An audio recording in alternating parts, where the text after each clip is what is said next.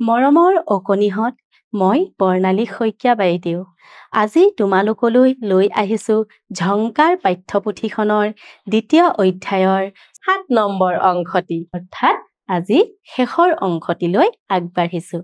ইতিমধ্যেই আমি আগৰ অংশকেইটিত ধুনীয়াকৈ সকলোবিলাক কথা শিকি আহিছোঁ।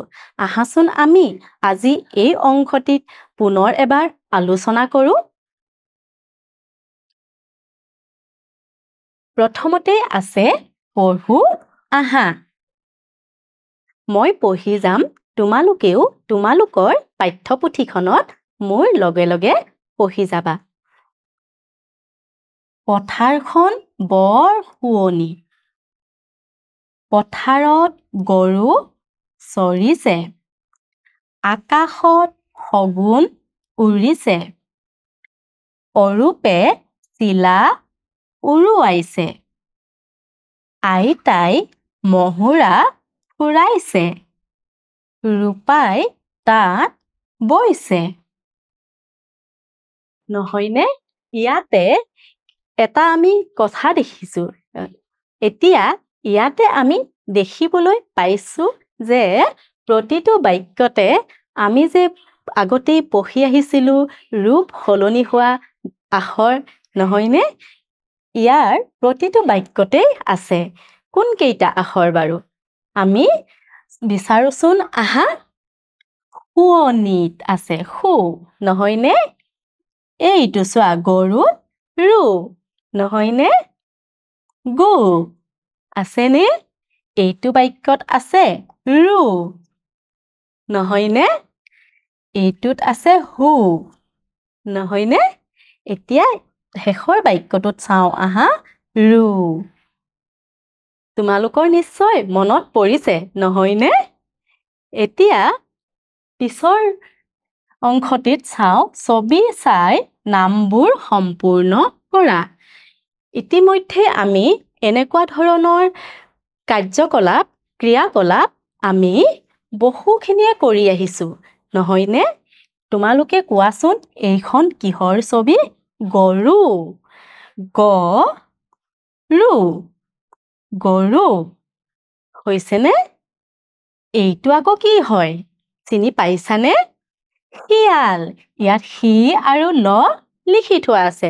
আমি লিখিব লাগিব সি, ইয়া। আমি কি লিখিব লাগিব ইয়াত? ইয়া। ল, শিয়াল। নহয়নে?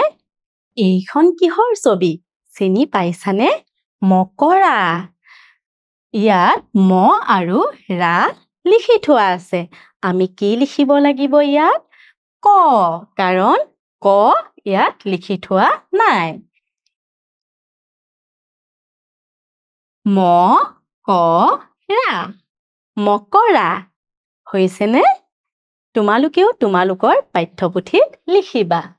এতিয়া চোৱা তলত দিয়া আখৰ কেইটাৰে খালী ঠাইত নতুন শব্দ লিখা। এই আখৰ কেইটা আমি পাই আহিছোঁ। এটা এটা শব্দ লিখিও দিছে। আমি খালী ঠাইত নতুন শব্দ লিখিব লাগে। আহাচোন আমি আৰম্ভ কৰোঁ। গু, প্ৰথমতে আছে গু। গু-ৰ, গুৰ লিখি থোৱা আছে। আমি নতুন শব্দ এটা লিখিম। গু-ৱা-হা-তি,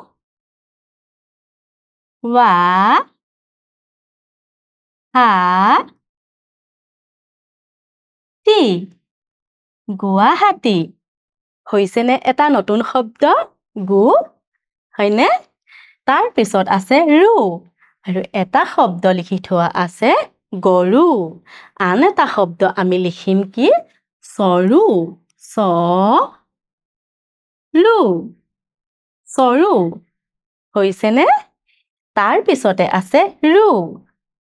এটা শব্দ লিখি থোৱা আছে ৰূপ। আমি লিখিম এটা নতুন শব্দ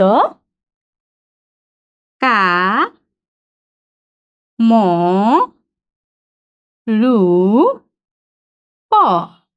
কামৰূপ। নহয়নে? এইফালে চোৱাচোন কি লিখি থোৱা আছে? সু। আৰু এটা শব্দ লিখি থোৱা আছে সুৰ। আৰু আমি এটা নতুন শব্দ লিখিম সু ভ শুভ হৈছেনে এতিয়া চোৱা পিছৰ শব্দটো আছে পহু আৰু আখৰটো হৈছে হু আমি নতুন এটা শব্দ লিখিম বিহু নহয়নে আমি সকলোৱে বিহু নাচি ভালেই পাওঁ নহয়নে আৰু এইটো হৈছে হু বিহু তোমালোকেও তোমালোকৰ পাঠ্যপুথিত এনেদৰে লিখি ৰাখিবা ইয়াৰ পিছত খেলিমেলিকৈ দিয়া আখৰবোৰ মিলাই শব্দ সাজু আহা দেখিছানে বাৰু ইয়াত কেনেকৈ খেলিমেলিকৈ দি থোৱা আছে প্ৰথম শব্দটো চোৱাচোন তোমালোকে ইয়া ল ঘ ৰি আমি কেতিয়াবা তেনেকুৱা শব্দ পাইছোনে নাই পোৱা নহয়নে তাৰ মানে এইটো শব্দ খেলিমেলিকৈ দিয়া আছে আৰু আমি কি কৰিব লাগিব শব্দটো সজাই লিখিব লাগিব প্ৰথমটো আমাক লিখিয়াই দিছে চোৱাচোন ইয়া ল ঘ ৰি হয়নে ইয়াত আমি শুদ্ধকৈ লিখিম লিখি দিয়াই আছে ইয়াত ঘ ৰি ইয়া ল ঘৰিয়াল তাৰ পিছৰ শব্দটো চোৱা ল হি আ এইটো যদি আমি সজাই লিখো কি হ'ব চাওচোন আহা প্ৰথমতে আমি লিখিলো হি তাৰ পাছত লিখিলো ইয়া তাৰ পাছত লিখিম আমি ল কি হ'ল শিয়াল তাৰ পিছত চোৱা হ অনুসাৰ হি আমি এইটো সজাও আহাচোন হি অনুসাৰ হ কি হৈ গ'ল সিংহ এতিয়া আকৌ চোৱাচোন ঘ বা ঘবা কি হ'ব বাৰু এইটো আমি যদি সজাই লিখো বা ঘ বাঘ নহয়নে তাৰ পিছত চোৱা ক লু ভা এইটো আকৌ কেনেকুৱা শব্দ আমি সজাই দিওঁ আহা প্ৰথমতে লিখিম ভা লু ক ভালু তাৰ পিছত চোৱা হু প এইটো সজাই দিলে কি হ'ব বাৰু প হু পহু তোমালোকেও তোমালোকৰ পাঠ্যপুথিত এনেদৰে সজাই লিখি ৰাখিবা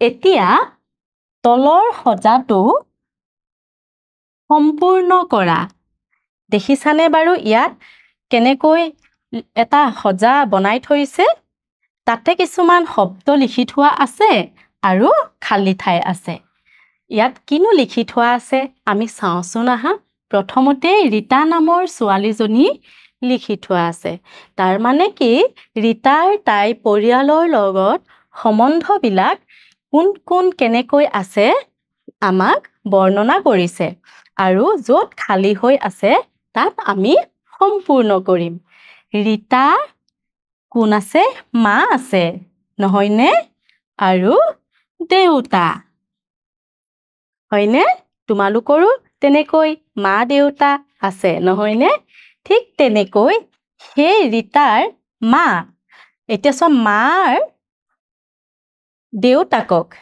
ৰীতাই কি বুলি মাতিব ককা আমি পাই আহিছিলো নহয়নে এতিয়া মাৰ মাকক ৰীতাই কি বুলি মাতিব খালী ঠাইডোখৰত লিখো আহা আইতা আ ই তা আইতা ঠিক তেনেকৈ ৰীতাৰ দেউতাকৰ ফালৰ সম্বন্ধবিলাক চাওঁ আহা ৰীতাৰ দেউতাকৰ মাকক আমি কি বুলি ক'ব লাগিব ৰীতাই আইতা আৰু ৰীতাৰ দেউতাকৰ দেউতাকক কি ক'ব ককা গতিকে আমি ইয়াত খালী ঠাইত লিখিম ক ককা। তোমালোকে নিশ্চয় এই সম্বন্ধবিলাক বুজি পালাই নহয়নে? আৰু ইতিমধ্যে আমাৰ এই অধ্যায়টি ইমানতে সামৰণি পৰিল আৰু আগন্তুক দিনত তোমালোকলৈ পুনৰ এটি নতুন অধ্যায় লৈ মই পুনৰ আহিম। ইতিমধ্যে দ্বিতীয় অধ্যায় সামৰণি পৰিল। আশা কৰিছোঁ তোমালোকে সুন্দৰকৈ দ্বিতীয় অধ্যায়টি বুজি পালা। আগন্তুক দিনত পুনৰ এটি নতুন অধ্যায় লৈ তোমালোকৰ মাজলৈ মই পুনৰ আহিম। ধন্যবাদ।